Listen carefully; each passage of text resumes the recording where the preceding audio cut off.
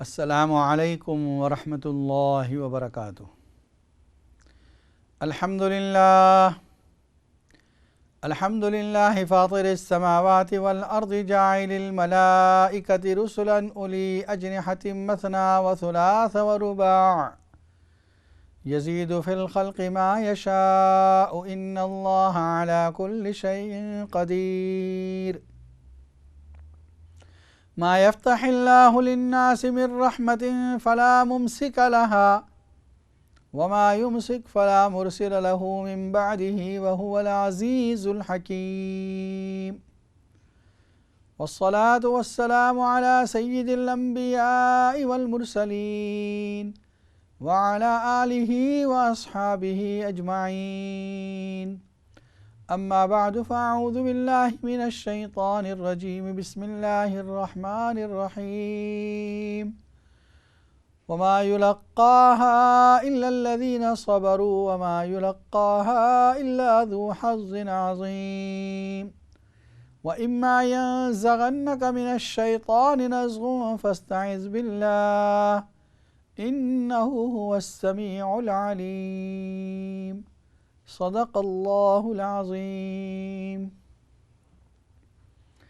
ناظرین کرام، اس وقت آپ دیکھ رہے ہیں اقرا ٹی وی پر لائیو Q&A کا پروگرام۔ اقرا ٹی وی جو آج کل 742 پر نظر آتا ہے اسکائی کے اس چینل پر، اور انٹرنیٹ کے ذریعے آپ دنیا بھر میں اقرا.tv کے ذریعے دیکھ سکتے ہیں۔ یہ پروگرام منڈے ٹو فرائیڈے پیر سے لے کر جمعہ تک اسی وقت نشر ہوتا ہے، اور پروگرام کی ترتیب یہ ہے کہ شروع میں ایک موضوع پر گفتگو کرتے ہیں اور اس کے بعد آپ کے لیے لائیو کالوں کا سلسلہ جاری کیا جاتا ہے، جس میں آپ دینی سوالات کے جوابات یا اپنی پریشانیوں کا حل قرآن و سنت کی روشنی میں معلوم کرتے ہیں۔ جو گفتگو چل رہی تھی سورہ فصلت کے بارے میں، جس کا دوسرا نام سورہ حامیم سجدہ بھی ہے، اور گزشتہ کل جو گفتگو ہوئی تھی اس میں یہ بتایا گیا وَلَا تَسْتَوِي الْحَسَنَةُ وَلَا السَّيِّئَةُ، برائی اور اچھائی یہ برابر نہیں ہو سکتے۔ ادفع باللتی ہی احسن، برائی کو دور کر اچھے طریقے سے۔ فَإِذَا الَّذِي بَيْنَكَ وَبَيْنَهُ عَدَاوَةٌ، وہ شخص جس میں عداوت ہے اور آپ کے درمیان دشمنی ہے، وہ ختم ہو جائے گی، وہ آپ کا دوست بن جائے گا۔ اگر آپ اس کے ساتھ اس کی برائی کے جواب میں اچھائی کرتے ہیں تو آپ کا دوست بن جائے گا۔ صلہ رحمی، رشتہ داروں کے ساتھ اچھے تعلقات رکھنا، اس کی بھی تاکید کی ہے۔ نبی صلی اللہ علیہ وسلم نے ایک حدیث میں فرمایا صل من قطعک واعف عن من ظلمک واحسن الی من اساء الیک،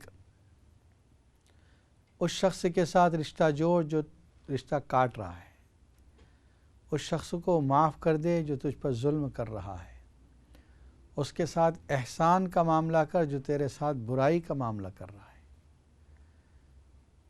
اور ایک حدیث میں فرمایا لیس الواصل بالمکافی، بدلے کا معاملہ کرنے والا یہ صلہ رحمی کرنے والا نہیں ہے۔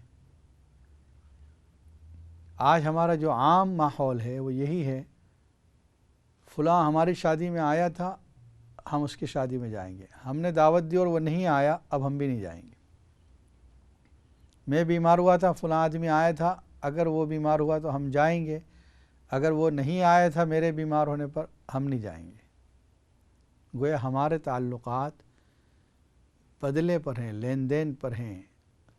اس نے ہمارے ساتھ اچھا معاملہ کیا تو ہم اچھا معاملہ کریں گے، اس نے ساتھ نہیں کیا ہمارے ساتھ ہم نہیں کریں گے۔ یہ بدلہ دینے والا یہ معاملہ یہ واصل نہیں ہے، صلہ رحمی کرنے والا نہیں، بلکہ اصل صلہ رحمی کرنے والا وہ ہے جو اس آدمی کے ساتھ صلہ رحمی کرے جو آپ کے ساتھ تعلق توڑ رہا ہے، جو سلام تک نہیں کر رہا ہے، آپ اس سے سلام کریں، مصافحہ کریں، معانقہ کریں اور اس کے گھر جائیں۔ یہ یہاں پر جو آیت میں ہے وہ رشتہ داروں کے ساتھ نہیں بلکہ یہ عام ہے کہ جب کسی کے ساتھ بھی آپ کا معاملہ ہوا اور اس نے آپ کے ساتھ برائی کا معاملہ کیا، اب آپ بھی برائی کا معاملہ کریں، یہ بدلہ نہیں ہوگا، بلکہ آپ اچھائی کا معاملہ کریں۔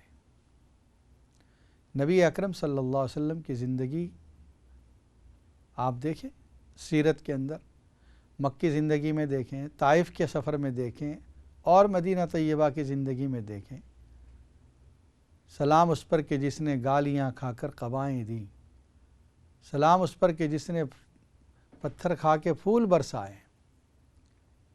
طائف والوں نے پتھر مارے، آپ نے دعاؤں کے پھول دیے ان کو۔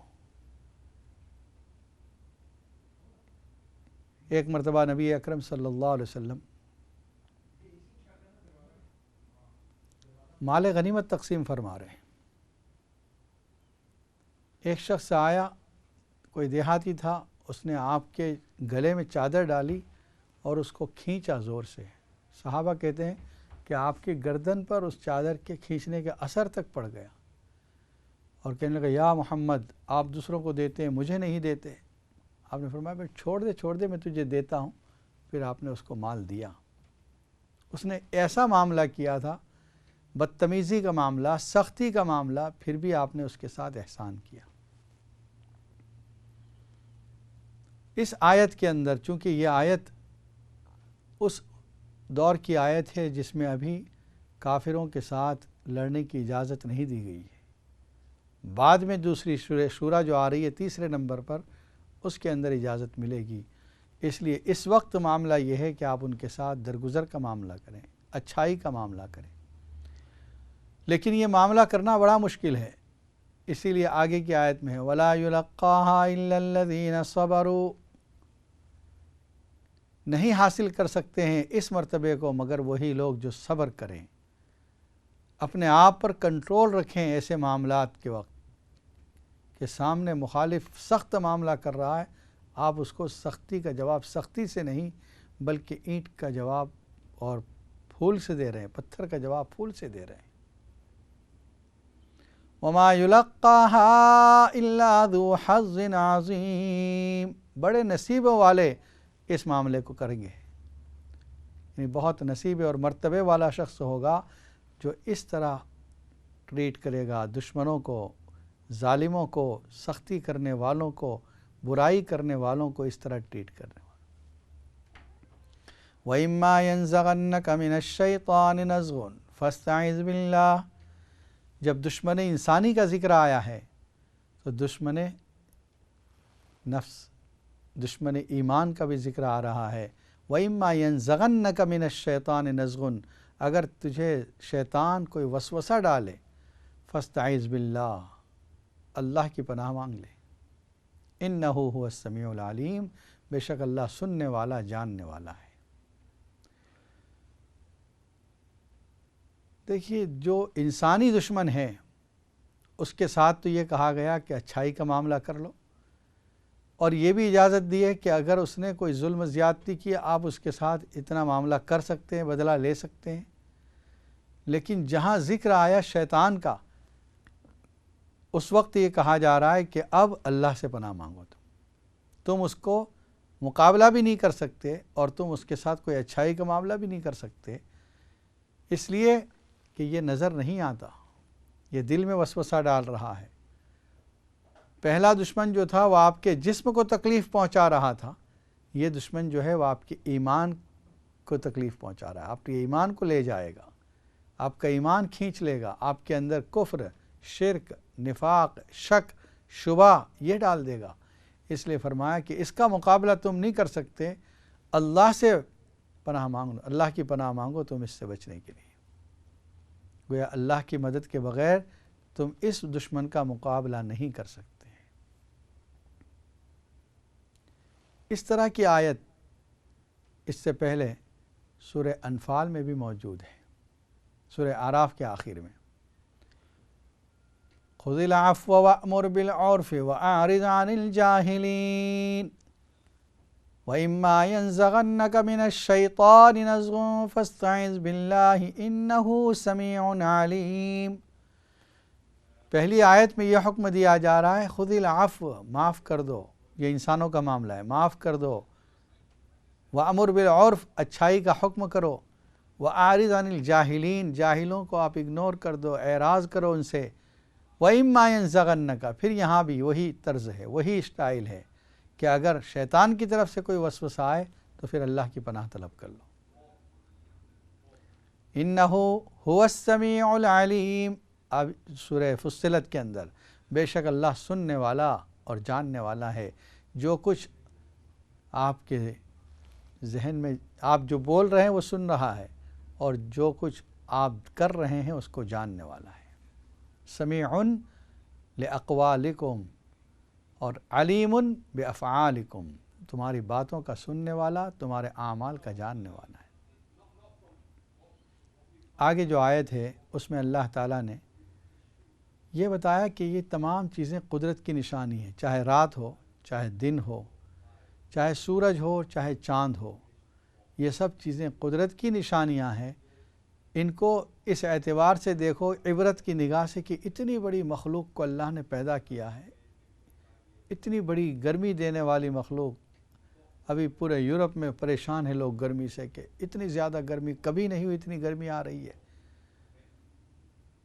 یہ اللہ کی قدرت ہے۔ اسی طرح رات اور دن، یہ اللہ کی قدرت ہے، قدرت خداوندی ہے یہ۔ سجدہ کرنا ہے تو اس ذات کو کرو جس نے ان کو پیدا کیا ہے۔ یہ تو مظاہر قدرت ہے، ان کو سجدہ مت کرو، سجدہ تو اللہ کی ذات کو کرنا ہے جس نے ان کو پیدا کیا ہے۔ اور اگر وہ اعراض کریں، آپ کی بات نہیں مانتے مشرکین، یہ سب دلائل دینے کے باوجود، تو اللہ کے پاس تو وہ ذات ہے، اللہ کے پاس تو وہ مخلوق ہے، فرشتے جو رب کی عبادت میں لگے ہوئے ہیں اور کبھی تھکتے نہیں ہیں۔ اور قدرت کی نشانی ذکر فرمائی کہ اس کی قدرت کی نشانی یہ بھی ہے کہ زمین کو آپ دیکھیں سوکھی بالکل، بعض موقعوں پر ایک عرصے تک بارش نہ ہو تو زمین پھٹنے لگتی ہے، اس میں دراڑیں اور شگاف نظر آتے ہیں، اور پھر جب بارش ہوتی ہے زمین لہلہا جاتی ہے، اس کے اندر سے سبزہ نکلنا لگتا ہے، اور ایسا لگتا ہے گویا پہلے مردہ تھی اب زندہ ہو گئی۔ تو جس ذات نے اس زمین کو جو مردہ تھی زندہ کر دیا ہے، وہی ذات انسانوں کو مرنے کے بعد دوبارہ اٹھانے پر قادر ہے۔ ان الذين يلحدون في آیاتنا لا يخفون علينا بے شک وہ لوگ جو ہماری آیات میں الحاد کرتے ہیں وہ ہم پر پوشیدہ نہیں ہیں، ہم جانتے ہیں وہ کیا کر رہے ہیں۔ الحاد کیا ہے؟ آسان زبان میں اس کو یہ کہہ سکتے ہیں بے دینی، انگلش میں اس کو ایتھیسٹ کہتے ہیں ہم، ملحد، الحاد کرنے والا ملحد۔ عقائد کی کتابوں میں یہ بات لکھی ہوئی ہے، اور ہر آدمی ہمارے اندر، یعنی ہمارے سماج کا ہر آدمی جانتا بھی ہے، یہ بات کہی جاتی ہے کہ اگر کسی کی بات کے اندر کوئی ایسی وجہ ہو کہ اس کو ہم تعویل کر کے مومن کہہ سکتے ہیں تو اس کو کافر نہ کہا جائے۔ یعنی اگر اس کی بات کے اندر کوئی ایسا انداز آ جائے کہ ظاہر میں نظر آ رہا ہے کہ بھئی ایسی کافرانہ بات کہی، لیکن اگر اس کو تعویل کر سکتے ہیں، ہم کوئی دوسری تعبیر کہہ سکتے ہیں کہ نہیں اس کا مقصد یہ تھا، تب اس کو مومن کہا جائے گا، کافر نہیں کہا جائے گا۔ اگر 100 تعویل میں سے ایک تعویل بھی ایسی بن جائے جو ایمان کی طرف ہو تو ہم اس کو مومن کہیں گے، کافر نہ کہیں گے۔ علامہ انور شاہ کشمیری رحمۃ اللہ علیہ نے اس پر ایک مستقل رسالہ لکھا ہے، اکفار الملحدین، کہ ملحدوں کو کافر قرار دینا، کافر کہنا جائز ہے۔ کب؟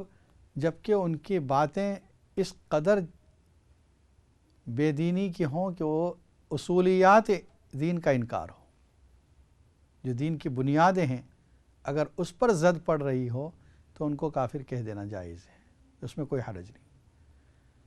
ہاں اگر کوئی فروعی مسئلہ ہے جس میں اگر وہ انکار بھی کرتا ہے تو اس میں دین کا کوئی نقصان، یعنی دین میں کوئی کمی نہیں ہو رہی ہے، تو پھر اس کو ہم کہیں گے ٹھیک ہے بھئی اس کی تعویل کر لو۔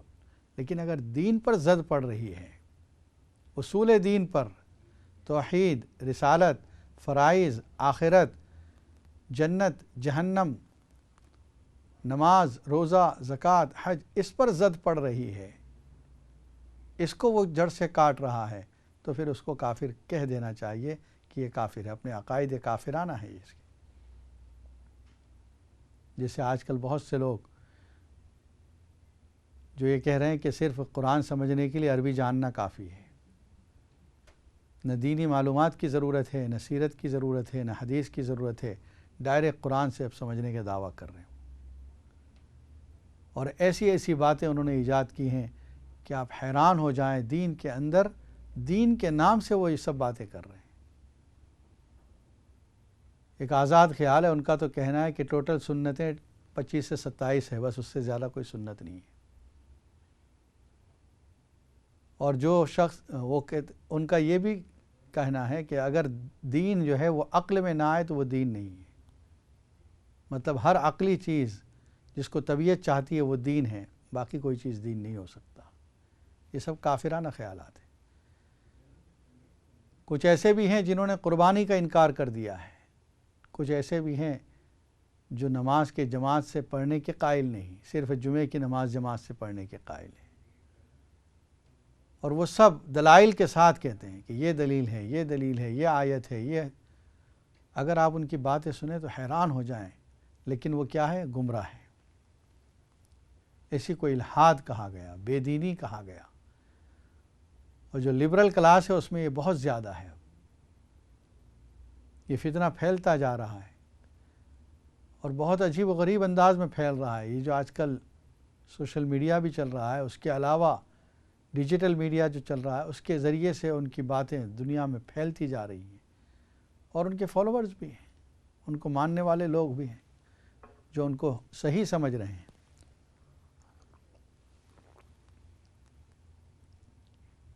جبکہ قرآن اور حدیث کی روشنی میں وہ ایمان سے نکل چکے ہیں، کفر اختیار کر چکے ہیں، وہ ان کو کافر کہنے میں کوئی حرج نہیں۔ ان الذين يلحدون في آیاتنا لا يخفون علینا، بے شک وہ لوگ جو ہماری آیات میں الحاد کر رہے ہیں، اس کو بگاڑ رہے ہیں، دین کی بنیادوں کو ختم کر رہے ہیں، لا یخفون علینا، یہ ہم پر کچھ چھپے ہوئے نہیں ہیں۔ افمن یلقی فی النار خیر ام من یأتی آمنا یوم القیامہ،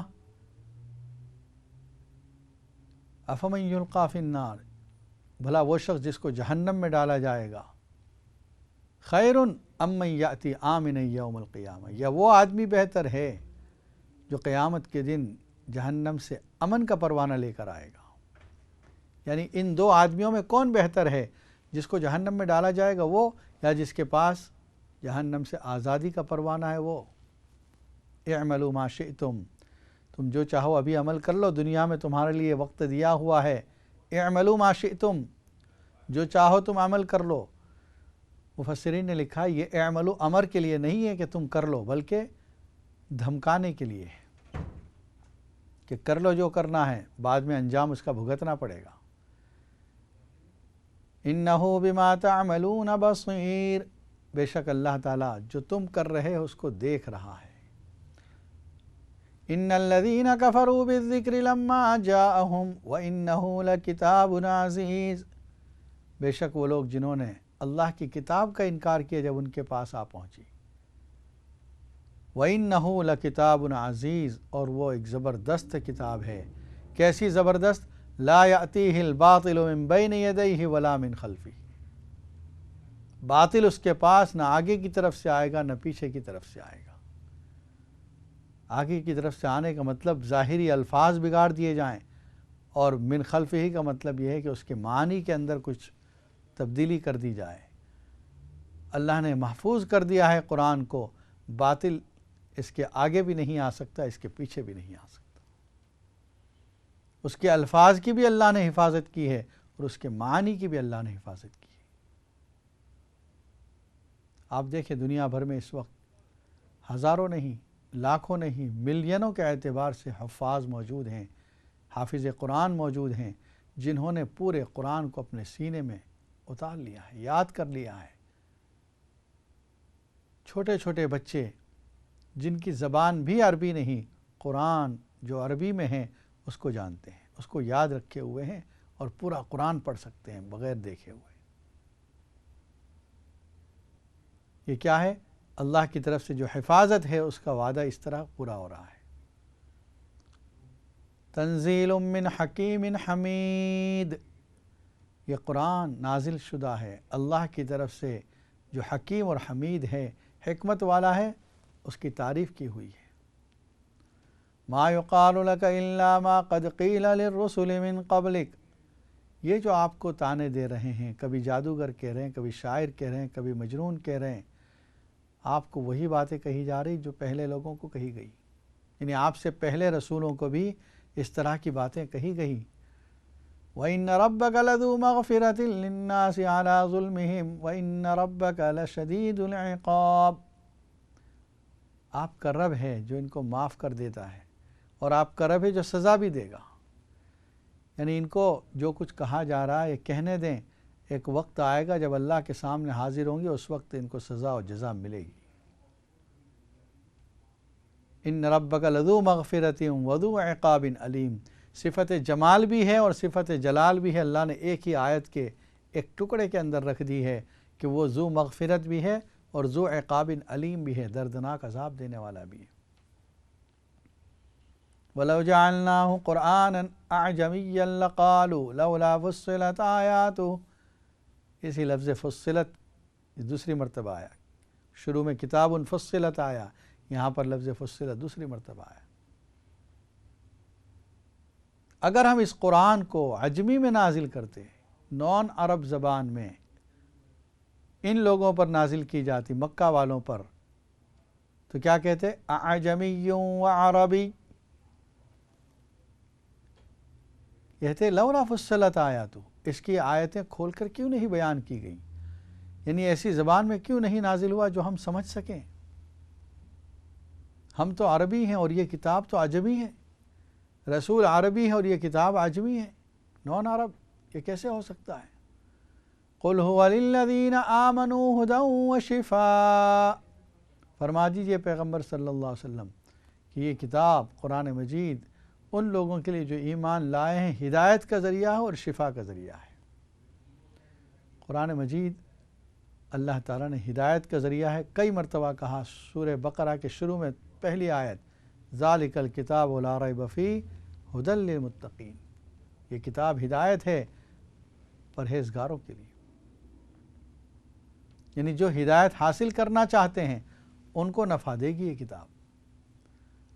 اور سورہ بقرہ ہی میں فرمایا شہر رمضان الذی انزل فیہ القرآن ھدی للناس وبینات من الھدی والفرقان، یہاں پر عام لوگوں کا لفظ ہے کہ تمام لوگوں کے لیے ہدایت کا ذریعہ ہے۔ اور تمام آیات قرآنی میں اگر غور کریں، تین چیزوں کو اللہ نے ہدایت کا ذریعہ قرار دیا ہے۔ ایک ہدایت قرآن کریم کو کہا گیا، اور ایک ہدایت رسول اللہ صلی اللہ علیہ وسلم کی ذات کو کہا گیا، اور ایک ہدایت خانہ کعبہ کو کہا گیا۔ گویا ٹرائنگل ہدایت کا، ایک کارنر پر قرآن، ایک کارنر پر نبی، ایک کارنر پر خانہ کعبہ ہے۔ اور اس کے بعد والا لفظ جو ہے وہ شفا بھی ہے۔ ہدایت تو روحانی طور پر یہ شفا دے رہا ہے، جسمانی طور پر بھی شفا ہے۔ وہ کیسے ہے انشاءاللہ بریک کے بعد اس کو بیان کریں گے۔ بریک کا وقت ہوا چاہتا ہے، بریک کے بعد آپ کے لیے لائنیں کھول دی جائے گی۔ اگر آپ کوئی سوال کرنا چاہتے ہیں یا کسی پریشانی کا حل چاہتے ہیں تو آپ اسٹوڈیو کے نمبر پر فون کر سکتے ہیں۔ السلام علیکم ورحمۃ اللہ وبرکاتہ۔